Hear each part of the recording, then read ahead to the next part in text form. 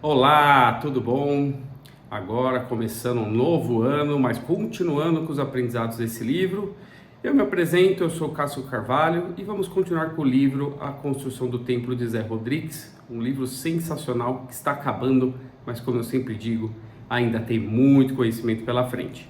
Vamos resumir o que a gente viu no último vídeo. Joabe, ele chega com os companheiros na encosta que dá acesso a uma caverna lá em Éden. O misterioso guia orienta Joabe a entrar sozinho na caverna, porque ele aguardaria os demais para orientá-los da chegada, porque Joabe estava bem na frente dos demais. Ele lembra Joabe que ele é o único responsável por suas escolhas e em seguida desapareceu. Na boca da caverna, iluminada apenas por um archote, Joabe encontra um homem ferido que ele supõe ser Manassés, mas na verdade trata-se de Abirrama, cujo odor de putrefação denuncia uma perna gangrenada. Abirrama o insulta, ameaça denunciá-lo e promete morte e denúncia pública, desmoralização de Joabe, ou seja, ele sabe da história de Joabe. Ameaçado, tomado por ódio, Joabe perde o controle e, imerso em um surto e medo de ser desmascarado, ataca Abirrama e lhe decepa a cabeça com a espada. Em seguida, acaba desmaiando e só recobra os sentidos muito tempo depois, cercado por seus companheiros. Os irmãos os enchem de pergunta e perguntam por que matou o assassino contra a ordem do rei. Lembram que a ordem do rei era trazer o criminoso vivo para ser julgado. Joabe percebe que a ligação de vingança poderia ser um forte argumento para justificar o seu ato, o seu descontrole. E aí, de volta a Jerusalém, Joabe entra no palácio exibindo a cabeça de Abirrama, assumindo uma postura de justiceiro vingador. Ben-Gaber, chefe da segurança, tenta punir por desobediência e quando quase mata Joabe, Salomão intervém com autoridade, condenando a justiça com as próprias mãos, o que justificaria uns matar os outros de forma sem fim. Apesar do perdão real, Joabe entende que sua mancha interior permanece indelével. Salvou-se da punição formal, mas permanece morto por dentro, obrigado a esconder a sua verdade ainda mais. Nos dias seguintes, chegam notícias da capturação dos outros dois conspiradores, e a perspectiva de que Manassés, seu irmão, possa ser levado diante da justiça, surge diante de Joabe um novo terror. Manassés conhece o segredo que pode denunciá-lo. Dominado por pensamentos homicidas, ele planeja eliminar o próprio irmão.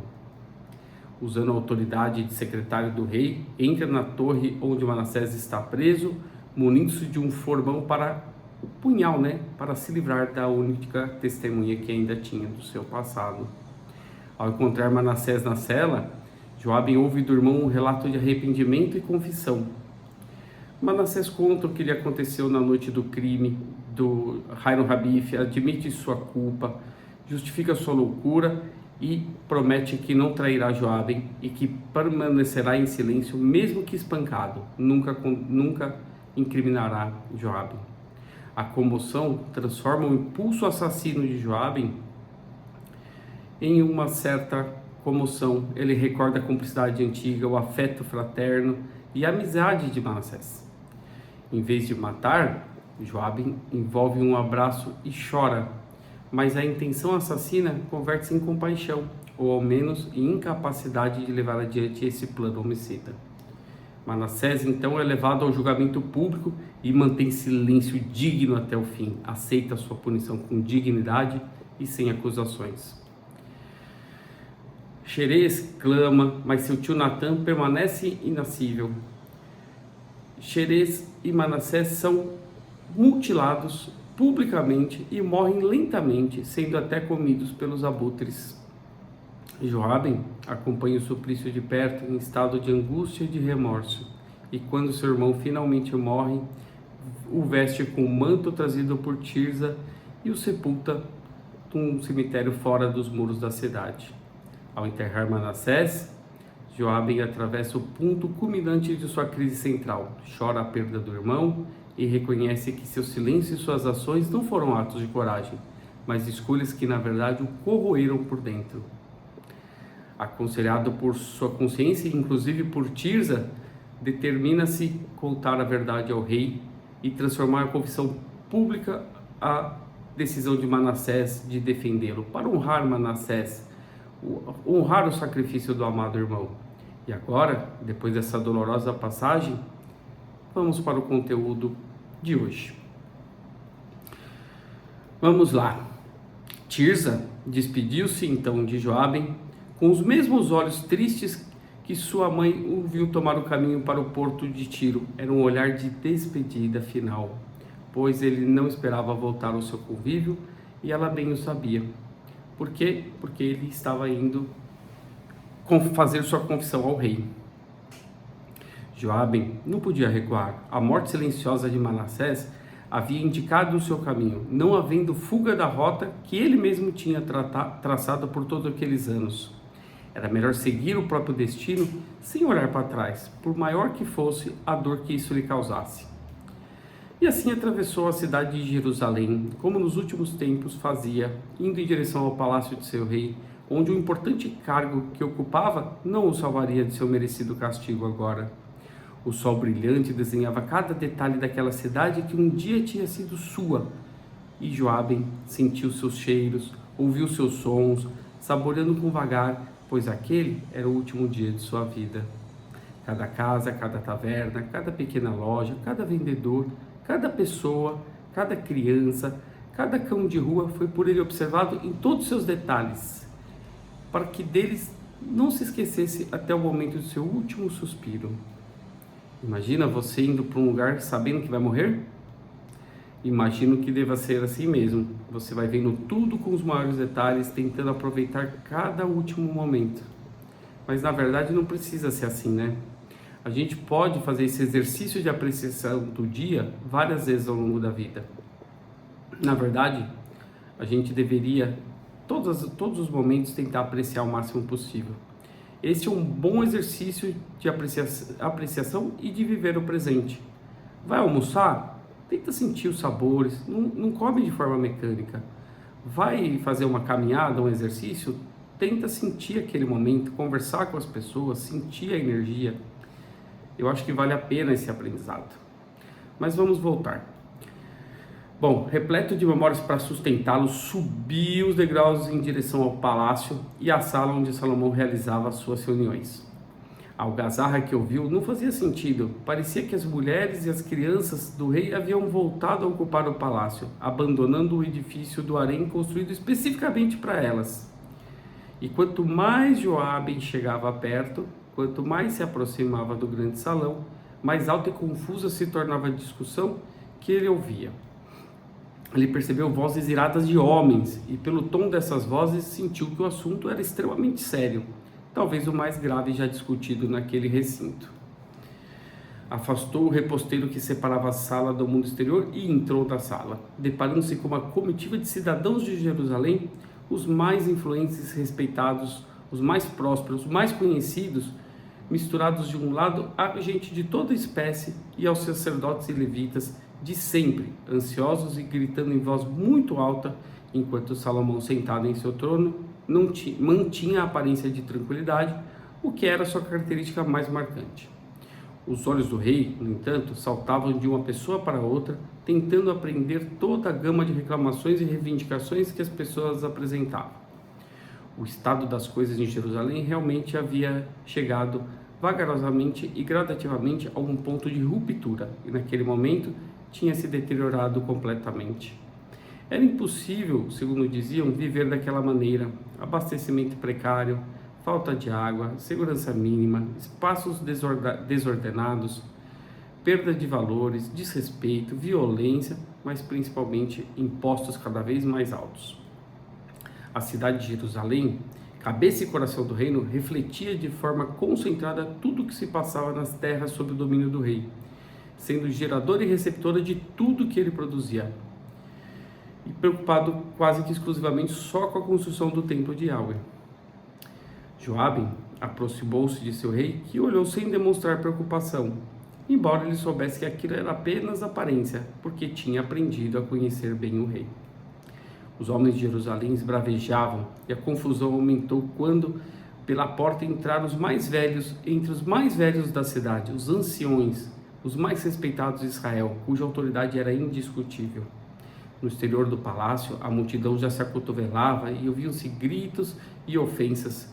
Os soldados da guarda, comandados pelo sempre atento Ben-Gaber, mantinham as mãos nos copos de suas espadas, prontos para intervir se os ânimos se exaltassem além de certo ponto. O rei, sentado majestosamente em seu trono, encontrava-se acuado. Seu reino e sua cidade cobravam-lhe atitudes que ele não tinha tomado ou não tinha podido tomar, e estava em vias de perder a coisa mais importante para um governante: o respeito dos governados. Todos gritavam, acusando o rei das maiores iniquidades, provando o ditado popular de que sempre há brigas e não há razão onde falta o pão. Ou seja, uma das maiores causas de brigas dentro de uma família ou dentro de um governo é sempre a falta de dinheiro. O que mais impressionava Joabe era a tranquilidade com que Salomão recebia aquelas manifestações de desagrado por parte de seus súditos. Não se agastava em nenhum momento, mantendo sua majestade intacta diante das palavras cada vez mais ásperas e ofensivas que cruzavam o ar do salão. Mas todas as coisas têm um limite, e com a paciência real também não seria diferente. Quando a gritaria se tornou insuportável, sem dar sinais de arrefecimento, o rei ergueu-se em toda a sua glória e, levantando o cetro real, bradou com voz autoritária: Basta, ajoelhai-vos todos diante de vosso rei. Foi Yahweh que me ungiu, e qualquer desonra a mim será uma desonra a ele. Naquele exato momento, em um dia de céu claro e sem nuvens, o exterior do palácio encheu-se de trovões e relâmpagos que, vistos pelas janelas atrás do trono, e cortaram a figura importante do rei. Sacerdotes, levitas e anciões caíram imediatamente ao chão, com o rosto oculto entre as mãos, sendo seguidos gradativamente por todos os presentes, arrependidos de suas palavras e atitudes, temerosos da ira divina. Quando os trovões e relâmpagos cessaram, a audiência ousou levantar a cabeça e encarar a majestade de Salomão, novamente sentado em seu trono, com o ar sério e benfazejo de um pai capaz tanto da maior recompensa quanto do maior castigo. Todos o saudaram com glórias ao Deus que o gira. A sabedoria política de Salomão, porém, e além de aproveitar-se desse fenômeno que reforçou sua demonstração de poder, provou sua força, mas era hora de provar sua sabedoria. Falou então com voz calma e penetrante: Filhos de Jerusalém, sabeis bem que o templo que erguemos será a casa de Yahweh, nosso Deus. Ele aqui virá morar, como prometeu a meu pai Davi e a mim. Fui posto na terra de Jerusalém e neste trono apenas com este objetivo: erguer a morada de meu Criador.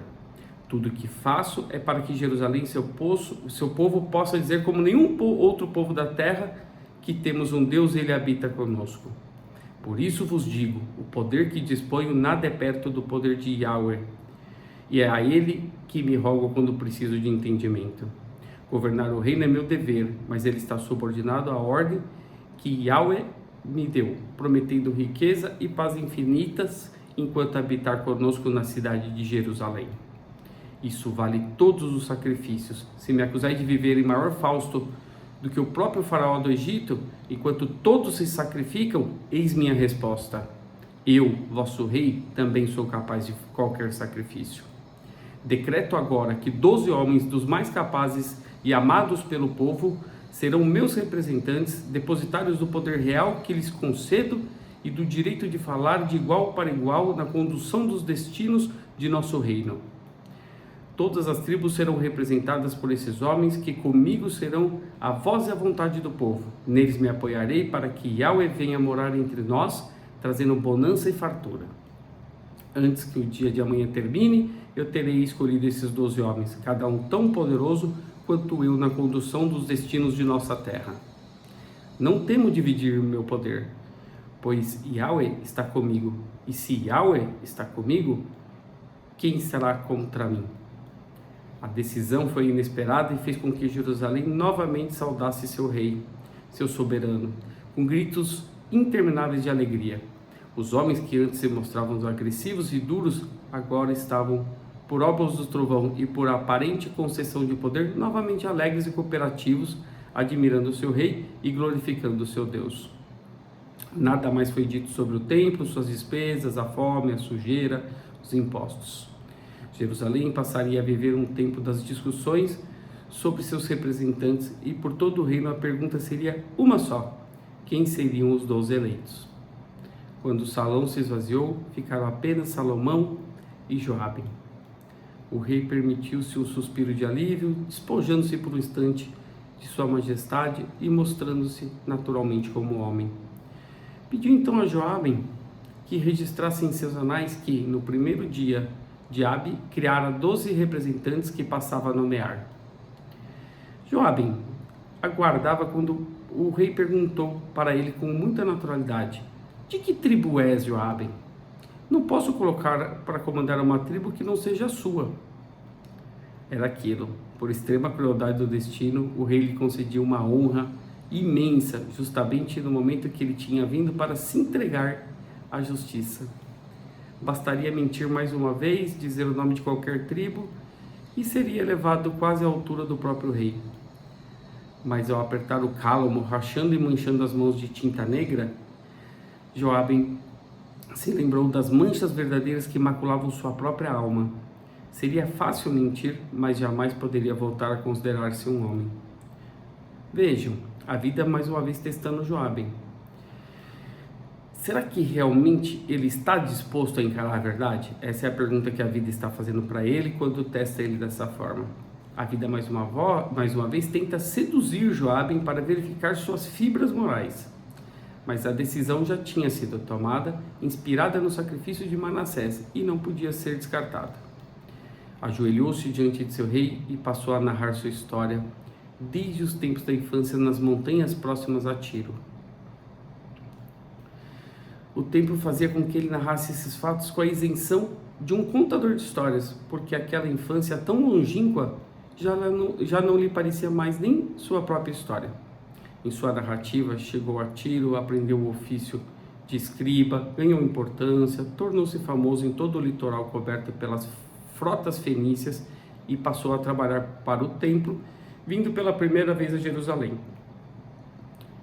Joabe olhou para seu rei, que exibia um ar incrédulo de reconhecimento, provavelmente recordando-se do arrogante rapaz que tinha lhe apresentado o grande arquiteto do templo, e se aproximava então o momento que Joabe narraria o seu próprio crime.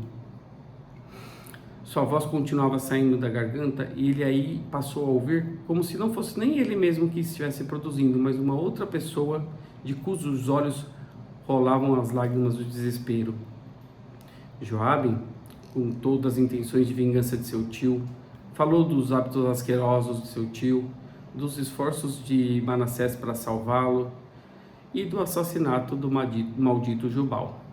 Relatou a fuga, a circuncisão, a criação de seu novo eu, a ocultação nas pedreiras, a descoberta da pedra, o aprendizado sobre Hiram Habif, seu crescimento pessoal, sua vida familiar, e contou tudo de forma tão direta que ele mesmo, ao se ouvir, ficava impressionado com a quantidade de eventos marcantes que uma pequena vida podia conter. Quando alcançou os fatos de que o rei já tinha conhecimento, os mais difíceis de contar, Joabe percebeu que Salomão se aproximou e ergueu Joabe e o abraçou como pais abraçam filhos entristecidos, sem nenhuma reação, sem nenhuma palavra, sem nenhuma reação, mostrando que realmente tinha compaixão. Bom, através daquela narrativa, Joabe entregou sua alma a esse rei de sabedoria tão decantada, sem nada esperar dele, nem compaixão, nem justiça, nem autoridade, nada. Bastava saber que era ouvido com interesse, sem interrupções, permitindo aliviar-se dessa carga que era a podridão de seu peito que vicejava ali há tantos anos. Quando sua história chegou ao fim, percebeu que lágrimas também corriam dos olhos cansados de Salomão E então Joabe pôde abrir completamente a represa de suas emoções, encontrando naquela face encanecida mais uma vez um pai que nunca tinha tido e que cada vez que encontrava, perdia. Salomão, porém, foi além em seu papel de pai. Ergueu-se e ergueu Joabe, fez sentar do seu lado em um banco de ébano e o disse: Joabe, entre irmãos não deve haver segredos. Você me contou o seu segredo e nada mais justo que eu te pague na mesma moeda. Teu nome verdadeiro recordou-me um segredo que ainda trago dentro de mim, pois nele está envolvido um outro Joabe, comandante dos exércitos de meu pai Davi. Quando meu pai Davi combateu meu irmão Absalão, seu primogênito, que era o verdadeiro rei dos hebreus, e o matou, meu irmão Adonias resolveu declarar-se rei com o apoio dos sacerdotes e do comandante Joabe, para quem meu pai tinha dado toda a confiança. Meu pai disse-me que Yahweh lhe surgira em sonhos, ordenando que me ungisse em rei dos hebreus, como acabou fazendo com o apoio de Natã, Sadoc e também de Banaías. Quando Adonias tomou conhecimento disso, apavorou-se e, agarrado aos chifres do altar que meu pai tinha mandado erguer na frente do tabernáculo, exigiu que eu jurasse que eu jamais passaria no fio da espada. E eu jurei e ele se foi. Mas meu pai, ao morrer, envenenou minha alma contra Adonias e seu amigo Joabe. Um dia, Adonias foi visitar minha mãe Betsabate, e exigiu que, em troca da coroa real, que ainda considerava dele por direito, eu lhe desse a última esposa de meu pai, nosso pai Davi, que um dia alimentou o sonho dele ser rei. O sangue me subiu na cabeça e eu, covardemente, sem coragem de enfrentar meus próprios assuntos, fiz com que Banaías o matasse, para que jamais ameaçasse meu poder.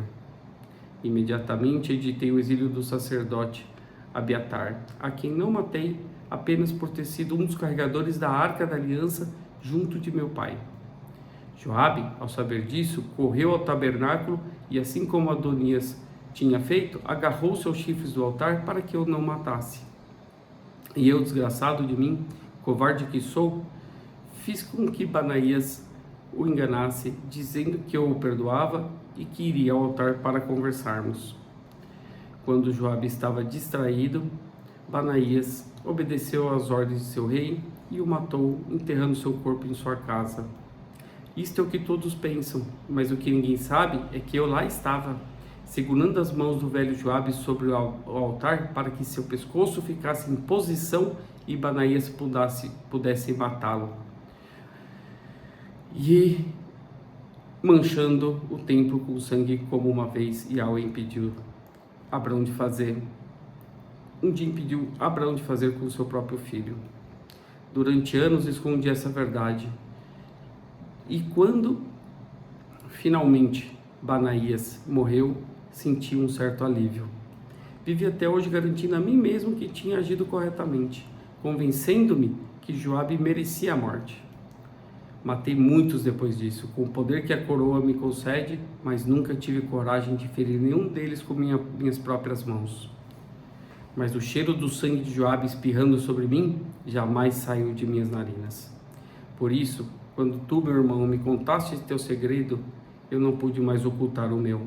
Somos ambos assassinos, mas eu também sou um covarde. És capaz de perdoar a teu irmão? Salomão perguntou a Joabe. Nesse momento já não havia mais nem rei nem secretário, havia apenas dois irmãos que choravam seu destino cruel, encontrando um no outro o alívio que só se encontra quando só se abre plenamente o coração. Caminharam abraçados até a varanda, de onde se podia contemplar uma Jerusalém silenciosa, pouco a pouco iluminada pelos milhares de lamparinas acesas em cada casa. Uma delas era de Joabe, onde com certeza Tirza e Joabe aguardavam notícia de sua morte. Salomão falou-lhe tristemente: quando começaste a chamar Adonias de Adoniram, apoiei imediatamente essa brincadeira para livrar-me das lembranças que o nome Adonias me trazia. Se tivesse sabido antes que teu nome era Joabe, sofreria ainda mais. Sou um fraco, meu irmão. vivo dividido entre os altos desígnios para os quais Yahweh me escolheu e as necessidades escusas de meu corpo. Nunca amei verdadeiramente mulher alguma, e meus filhos são apenas o resultado de minha luxúria. Por isso prezo tanto a amizade que existe entre os pedreiros, mais forte e duradoura que qualquer outro vínculo humano. Vejam, uma observação, né? A gente nem imagina o que vai na alma de um rei. Imaginamos que só tem felicidade, prosperidade, abundância, mas não é bem assim, né? Todos temos que enfrentar nossas sombras, sem qualquer exceção. Mas voltando, né? Salomão, limpando dos olhos os últimos vestígios do choro, recomendou a Joabe que fizesse o mesmo e insistiu. Tu ainda não me respondeu, meu irmão. És capaz de me perdoar? Joabe respondeu com humildade. Por vossa bondade, meu rei, sou capaz de tudo. Gostaria que vosso Deus, Yahweh, fonte de vossa força, se mostrasse a mim, para que eu pudesse ter, como vós, essa coragem que hoje me deste a honra de conhecer. Salomão replicou: também és corajoso, Joabe, pois te entregou com teu segredo a teu rei, preparado para aceitar qualquer desígnio.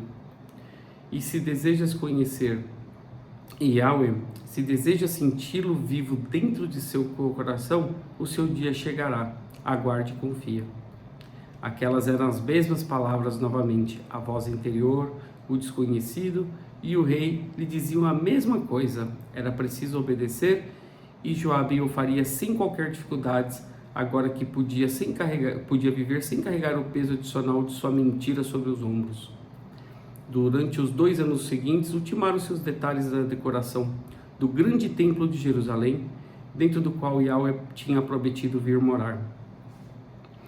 Joabe passou a lidar com essa obra como oficial de ligação entre o Palácio Real e seus irmãos pedreiros, cuja arte se desenvolvia cada vez mais a cada dia, criando a necessidade de se formar cada vez mais mestres construtores, e já nem havia mais lugar adequado para reuni-los, porque nenhum lugar cabiam tantos homens, né? Os espaços já não cabiam tantos mestres.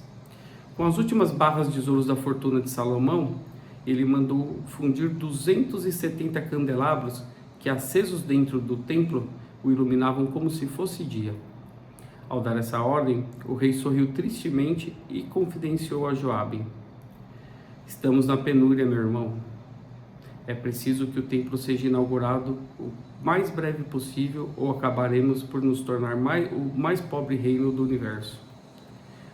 O que trouxe certo alento, assim, apesar de discutível, foi o casamento de Salomão com a filha do faraó Pissuneses, também chamado Anqueper-Sepenamun, união que quase gerou uma guerra civil, dividindo o reino entre os que consideravam natural a união entre 2 antigos inimigos e os que viam o faraó como uma aberração das aberrações, preferindo morrer a correr o risco de um dia obedecer às ordens de um neto de seu antigo algoz.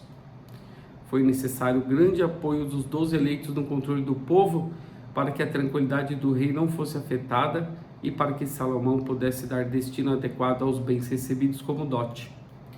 O rei Hiram de Tiro, muito doente, pedia permissão para vir a Jerusalém especificamente para a inauguração do templo, abrindo mão das reuniões que mantinha com Salomão para tratar dos assuntos de sua frota em Ezion-Gaber, quase pronta para lançar-se a novas terras.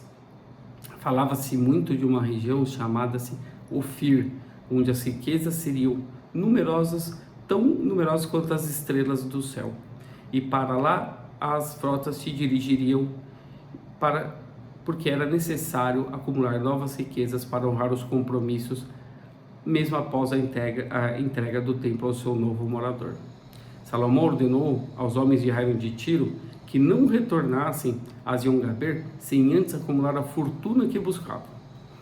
Após 2 anos de trabalho árduo e relativa tranquilidade, chegou finalmente o dia das festas de passagem de ano, no mês de Etanim, no 7º, que era o escolhido para Salomão para a dedicação dos templos. 11 anos haviam se passado desde o início da obra, e nesses 11 anos erguera-se um edifício de beleza inenarrável, decorado por dentro e por fora.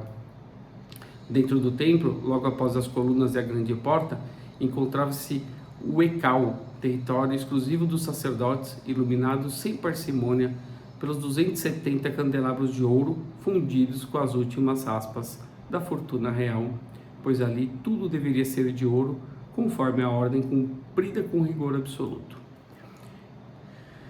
Nossa senhora, hein? Essa história é muito pesada, né? Bom, por enquanto vamos ficar por aqui e no próximo vídeo veremos finalmente a inauguração do Templo de Salomão. Finalmente esse momento chegou. Eu te vejo lá. Um grande abraço.